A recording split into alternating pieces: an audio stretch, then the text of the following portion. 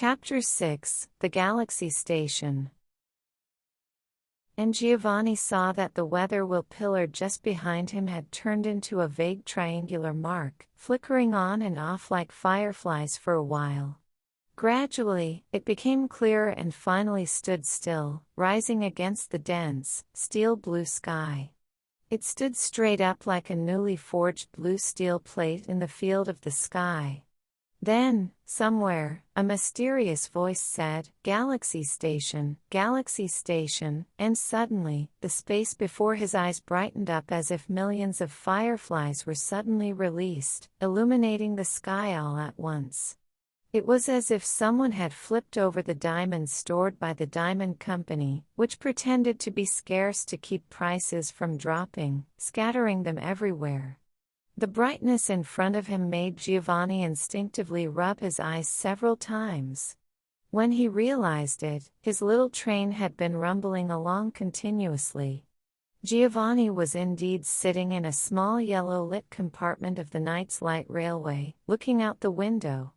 Inside the compartment, there were seats covered in blue velvet that were almost empty, and on the opposite wall painted a mouse gray varnish, two large brass buttons shone brightly. He noticed a tall child wearing a wet, black coat sitting in the seat right in front of him, sticking his head out of the window to look outside. Giovanni felt a strange familiarity about the child's shoulders, and when he thought about it, he couldn't help but feel an overwhelming desire to know who it was. Just as he was about to stick his own head out of the window, the child suddenly pulled back and looked at him. It was Campanella. Just as Giovanni was about to say, "Campanella, you were here all along," Campanella said, "Everyone ran quite a bit but ended up being late. Zainari ran quite a bit too, but couldn't catch up."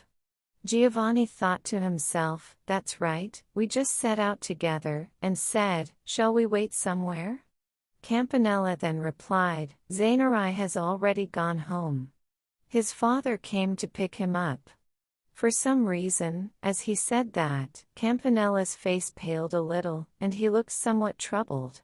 Giovanni also felt a strange sense of something forgotten and fell silent. However, while looking out the window, Campanella seemed to regain his spirits and said vigorously, "Oh no. I forgot my water bottle. I also forgot my sketchbook. But it's okay. We'll soon be at Swan Station. I really love seeing swans. Even if they're flying far over the river, I'm sure I'll see them." Then, Campanella kept turning and looking at a round map. Indeed, along the left bank of the Milky Way, clearly shown in white on the map, a railway line stretched southward. And the magnificence of that map was such that, on a pitch-black board like the night, each station, triangular mark, spring, and forest was scattered with beautiful colors of blue, orange, and green. Giovanni felt as though he had seen that map somewhere before. "Where did you buy this map?" "It seems to be made of obsidian," Giovanni said.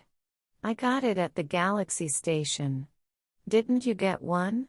Campanella replied. "Oh, did I pass through Galaxy Station?" "Where we are now is right here," Giovanni said, pointing just north of the station sign that said Swan. "Right. Oh, is that riverbank in the moonlight?" he asked, looking over there, and saw the silver-colored grass shimmering on the Milky Way bank, swaying in the wind and creating waves. "It's not moonlight. It's shining because it's the Milky Way," Giovanni said, feeling so delighted that he almost wanted to jump up. He knocked his feet together, stuck his head out the window, and whistled joyfully while stretching out to get a better look at the Milky Way's water, but at first, he couldn't quite see it clearly. However, as he kept watching closely, he noticed that the beautiful water was clearer than glass or hydrogen, sometimes creating delicate purple waves, glimmering like a rainbow, flowing silently and continuously. Triangular markers with phosphorescence stood beautifully in the fields, far-off things appearing small and close things large. The distant ones shone brightly in orange and yellow, while the nearby ones were slightly hazy and blue-white, taking various shapes like triangles, quadrilaterals, lightning bolts, or chains, glowing all over the field. Giovanni felt a thrill and shook his head excitedly. In response, the shining triangular markers in the beautiful field flickered and trembled as if taking breaths. "I've completely come to the heavenly field," Giovanni said. "And this train isn't burning coal," he said, extending his left hand out the window to look ahead. "It must be powered by alcohol or electricity," Campanella said. Just then, as if in response, a booming voice like a cello came from somewhere far in the mist.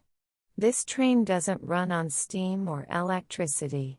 It runs simply because it is meant to run. You think it's making noise because it's a train, but that's only because you've been used to trains that make noise until now." "I've heard that voice somewhere before," Giovanni said. "I've heard it many times too, in the woods and by the river," Campanella replied.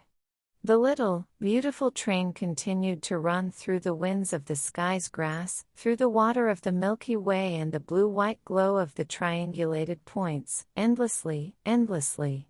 "Oh, the gentian flowers are blooming.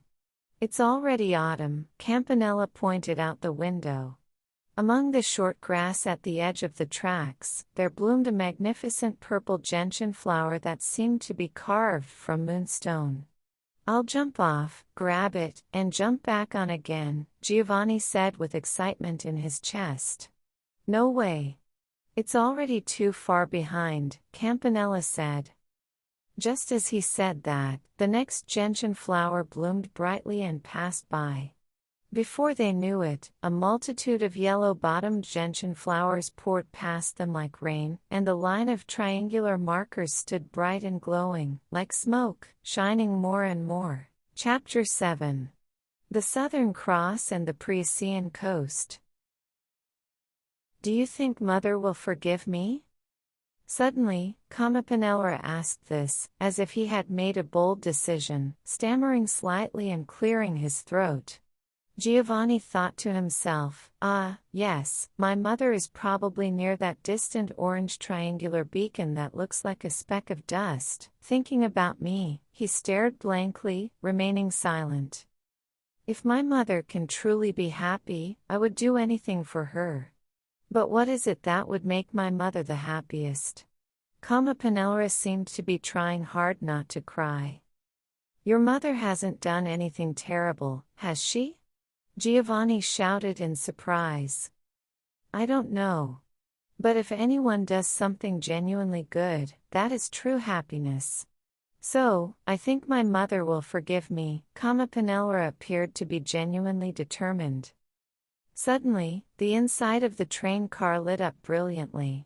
Looking around, it truly seemed that the dazzling riverbed of the galaxy, collecting diamonds and the dew of grass along with all sorts of magnificence, was flowing silently and shapelessly, and in the center of that flow, a pale blue island, glowing with a soft light, appeared.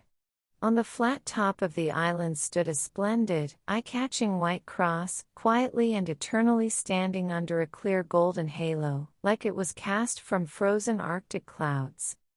"Hallelujah! Hallelujah!" Voices rose from both the front and the back. When they turned around, they saw that the travelers in the car had all straightened their garments, holding black Bibles to their chests or wearing crystal rosaries, each modestly clasping their hands in prayer. Both Giovanni and Campanella stood up instinctively. Campanella's cheeks shone beautifully like ripe apples. As the island and the cross gradually moved further away, the opposite shore glowed a pale blue, sometimes shimmering like the reeds waving in the wind. Many gentian flowers peeked in and out of the grass, resembling gentle foxfires. But for just a moment, the river and train were obscured by a row of reeds, and the island of the Swan appeared briefly a couple of times before disappearing into the distance, becoming small and picturesque, while the reeds rustled and eventually disappeared completely from view. Behind Giovanni, there was a tall Catholic nun, wearing a black habit, who had been there for some time, gazing straight down with her round green eyes, as if she was reverently listening to some words or voices coming from that direction. The travelers quietly returned to their seats, and the two shared a new feeling that was similar to sadness, casually exchanging soft words. "We're almost at the Swan Station, aren't we?" "Yes, we'll arrive precisely at 11. Already, the green signal light and the hazy white columns passed by the window, followed by the dim light from the switchman's lantern. The train gradually slowed down, and soon the beautiful, orderly line of lights on the platform appeared, growing larger and spreading out, until they stopped right in front of the large clock at the Swan Station. On the refreshing autumn clock face, the two blue steel hands clearly pointed to 11 o'clock. Everyone got off at once, leaving the train car empty. Under 20 minutes stop and below the clock. "Shall we get off and take a look?" Giovanni said. "Let's get off." The two of them jumped up once and rushed towards the ticket gate.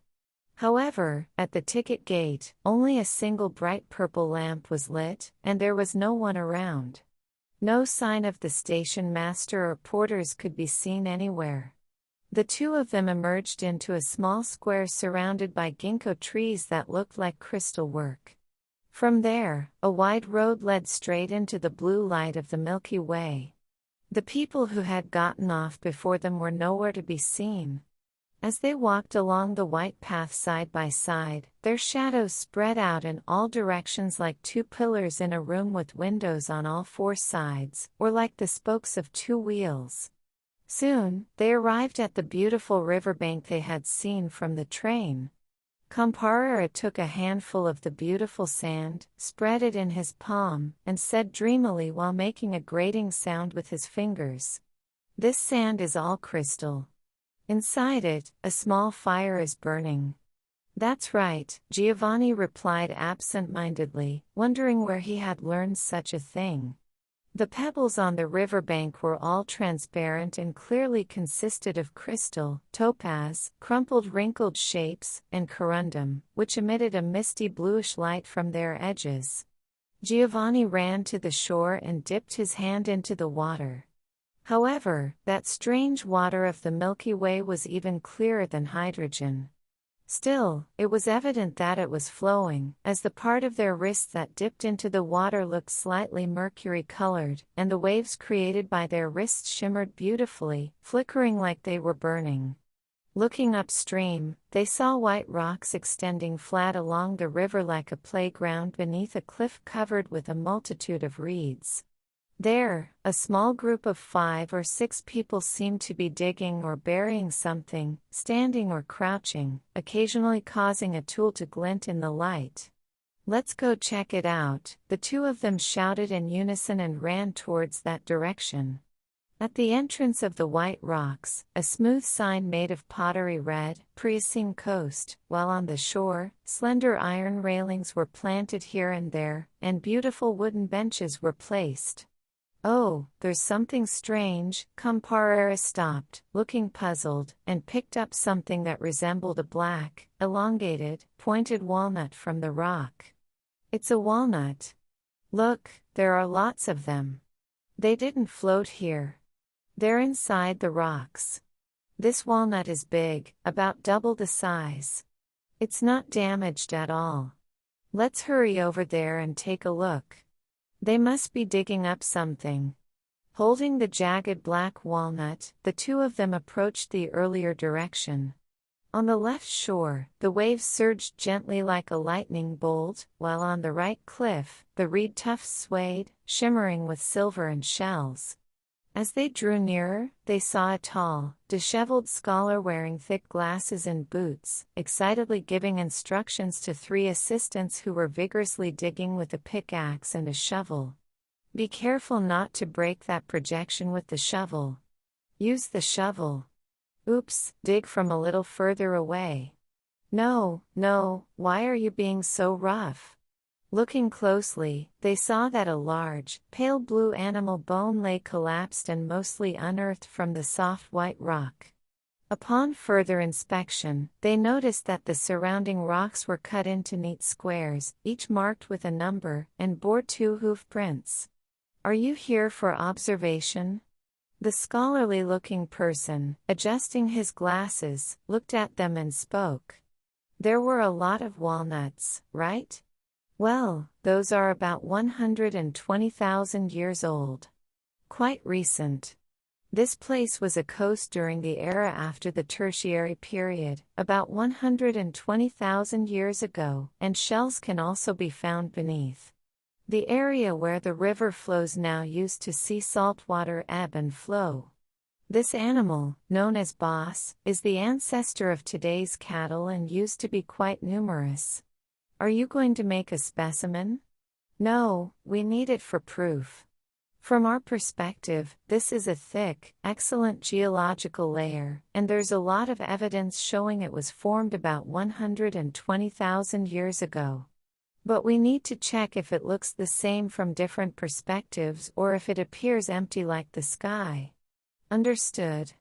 But, wait, you can't use the shovel there should be ribs buried just below that." The scholar hurried away. "It's already time. Let's go," Campanella said, comparing his map with his wristwatch. "Ah, then we'll take our leave," Giovanni said politely, bowing to the scholar. "Oh, I see. Well, goodbye," the scholar said, busily walking around and overseeing the work. The 2 of them ran over the white rocks, making sure not to miss the train. And truly, they ran like the wind. They were not out of breath, nor did their knees feel tired. If they could run like this, Giovanni thought, they could run around the world. Then, they passed by the earlier riverbank, the light from the ticket gate growing larger, and soon they were back in their seats in the train car, looking out the window at the direction they had just come from. Chapter 8, The Bird Catcher. "Is it all right to hang it here?" A rustling yet kindly adult voice could be heard behind the 2 of them. It belonged to a man with a reddish beard, hunched over, wearing a somewhat tattered brown cloak and carrying a bundle wrapped in a white cloth, which was slung over his shoulders in 2 parts. "Yeah, that's fine," Giovanni replied, shrugging slightly as a greeting. The man smiled faintly from within his beard while slowly placing his bundle on the overhead rack. Giovanni felt an overwhelming sense of sadness wash over him and silently stared at the clock in front of him, when, from far ahead, he heard a sound like a glass whistle. The train had already started moving quietly. Campanella was looking around at the ceiling of the compartment. A black beetle was perched on one of the lights, casting a large shadow on the ceiling. The bearded man looked at Giovanni and Campanella with a nostalgic smile. The train gradually picked up speed, and the scenery of pampas, grass and rivers flashed by the window in succession. The bearded man hesitantly asked the 2, "Where are you going?" "We're going wherever the train takes us," Giovanni answered a bit awkwardly. "That's good. This train can actually take you anywhere," he replied. "And where are you going?" Campanella suddenly asked, as if in a quarrel, which made Giovanni laugh involuntarily. Then, a person sitting across from them, wearing a pointed hat and with a large key hanging from his waist, glanced over and chuckled, causing Campanella to blush and laugh as well. However, the man didn't seem angry. His cheeks twitched as he replied, "I'm getting off just up ahead. I'm in the business of catching birds." "What kind of birds?" "Cranes and geese. Herons and swans too." "Are there many cranes?" "There are, they've been calling out since a while ago." "Didn't you hear them?" "No. You can still hear them now. Listen closely." The 2 raised their eyes and strained their ears. Through the sound of the rattling train and the wind in the pampas grass, they could hear a bubbling sound like water springing up. How do you catch cranes? Are you asking about cranes or herons? Herons, Giovanni replied, thinking either was fine. It's quite simple. You see, herons are made from the sand of the Milky Way, and they return to the river all the time. You wait at the riverbank, and when the herons come down like this, before they touch the ground, you swiftly grab them. Then the heron simply becomes still and dies. After that, it's all straightforward. You just press them flat. You press them flat? Like specimens. They aren't specimens. You eat them. That's strange, Campanella tilted his head in confusion. There's nothing strange or suspicious about it. Look here, the man stood up, took his bundle down from the overhead rack, and deftly unwrapped it. Now, see for yourself. I just caught them. They really are herons, the two exclaimed without thinking. About 10 pure white herons, shining like the Northern Cross they had just seen, were lined up flat with their black legs tucked in, appearing as if they were carved reliefs. They're closing their eyes. Campanella gently touched the heron's crescent-shaped white eyes with his finger. The spear-like white feathers on top of its head were also intact. See? The bird catcher wrapped the furoshiki cloth again and tied it with a string. Giovanni, wondering who would eat herons around here, asked, "Are herons delicious?" "Yeah, there are orders every day. But geese sell better. Geese have a nicer appearance and are much easier to handle." The bird catcher unwrapped a different bundle. Then, a yellow and white mottled goose, shining like some sort of light, was lined up with its beak aligned, just like the herons. "This one can be eaten right away. Here, have a little." The bird catcher lightly tugged at the yellow goose's legs. It looked as if it was made of chocolate and smoothly came apart. "Try a bit." The bird catcher tore it in two and handed it to them. Giovanni took a bite and thought, "What is this? It really is a candy. It's more delicious than chocolate, but there's no way geese could be flying around. This man must be some kind of candy seller from a nearby field.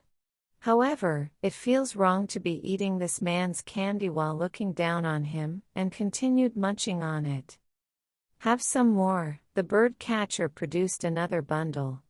Giovanni wanted to eat more, but when he said, "No, thank you," the bird catcher offered it to the man with the key across the aisle. "I can't take something from a tradesman," the man said, removing his hat. "No, not at all. How is this year's migration of birds?" "Oh, it's wonderful. The day before yesterday during the second period, we received complaints over the phone from both sides asking why the lighthouse was flashing its light out of order. But it wasn't our fault. The migratory birds flocked together, passing in front of the lighthouse, so there was nothing we could do. I told them to take their complaints to the commander, who was wearing a tattered mantle and had legs and a mouth so thin it was absurd. Just as the pampas grass faded away, light burst from the field across the way. "Why is it more difficult with herons?" Campanella had been wanting to ask this for a while. "Well, you have to soak the herons in the water of the Milky Way for 10 days if you want to eat them." The bird catcher turned to face them. "Otherwise, you have to bury them in sand for 3 or 4 days. That way, all the mercury evaporates, and they become edible." "This isn't a bird. It's just candy." It seemed Campanella was thinking the same thing, and he asked boldly. The bird catcher appeared flustered and said, Yeah, I should be getting off here," then stood up to take his luggage and quickly disappeared. Where did he go? The two looked at each other, and the lighthouse keeper was grinning, stretching slightly to peek out of the window beside them. When they looked that way, they saw the bird catcher standing on a field of beautiful yellow and white glowing grass, with a serious expression, his arms spread wide, gazing intently at the sky. He's gone over there. That's quite strange. He must be about to catch more birds. I hope the birds come down before the train moves on." Just as he said that, from the empty sky, the color of bellflowers, herons just like the ones they had seen earlier, descended like snow, shrieking loudly as they swooped down. Then, the bird catcher stood with his legs spread wide at a precise 60 degrees, as if he had achieved exactly what he ordered, grabbing the black legs of the herons as they landed, one by one, and stuffing them into his cloth bag. The herons sparkled inside the bag for a while, like fireflies, glowing blue and disappearing, but eventually, they all turned dull white and closed their eyes. However, there were more birds that landed safely on the sand of the Milky Way than those that were caught.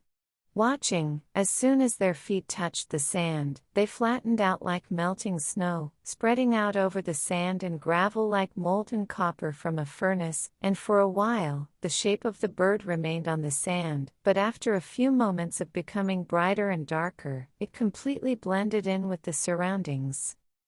After the bird catcher had filled the bag with about 20 birds, he suddenly raised both hands in a posture as if he had been hit by a bullet, like a soldier dying. Then, the figure of the bird catcher was gone, and instead, Giovanni heard a familiar voice say, "Ah, what a relief. There's nothing better than earning just enough to fit my body." He saw that the bird catcher was now neatly arranging the herons he had just caught, stacking them one by one. "How did you get from over there to here all at once?" Giovanni asked, feeling something strangely ordinary yet not ordinary. "Why?" "Because I wanted to come." "Where exactly did you two come from?" Giovanni was about to respond immediately, but when he thought about where they had come from, he couldn't remember at all. Campanella's face also turned bright red as he tried to recall something. "Oh, from far away," the bird catcher nodded in understanding with an unbothered demeanor.